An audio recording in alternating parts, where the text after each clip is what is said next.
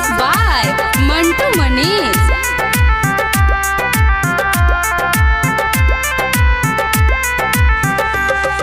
सिसिया के झहर छलोर हो शिव गुरु गुरु के लौटा दामोर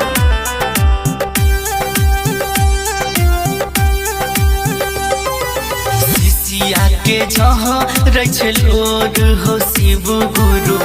गुरु के लौटा दामोर ताक छी रहिया औता कहिया ताक छी रहिया औता कहिया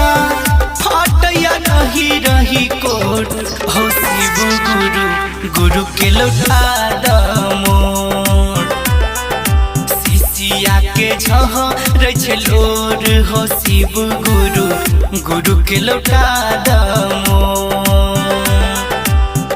ताक छी रहिया औता कहिया ताक छी रहिया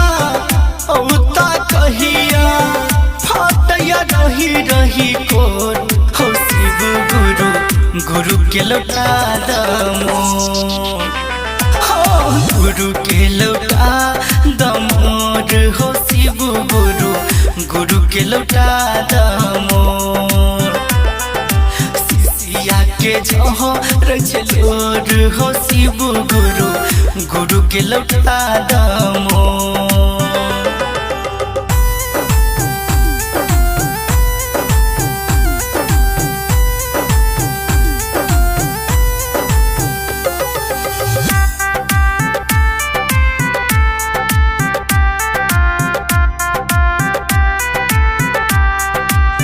गुरु के पाठ के पढ़े तैयो आंगुर धके के चले तैयो गुरु के पाठ के पढ़े तैयो आंगुर धके के चले तैयो क्षण भर में आहा ई की कलिए क्षण भर में आहा ई की कलिए बिनती करी करी जोर हे शिव गुरु गुरु के लौटा दामोर गुरु के लौटा दामोर हो शिव गुरु गुरु के लौटा दामोर सिसिया के झहर छलोर हो शिव गुरु गुरु के लौटा दामोर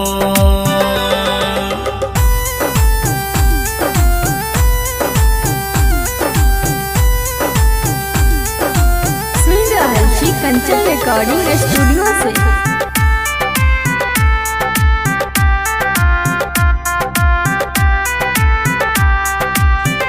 शिष्य राघव के बानी सुनबैयो हरिंदर भैया के लौटे बेकर भैया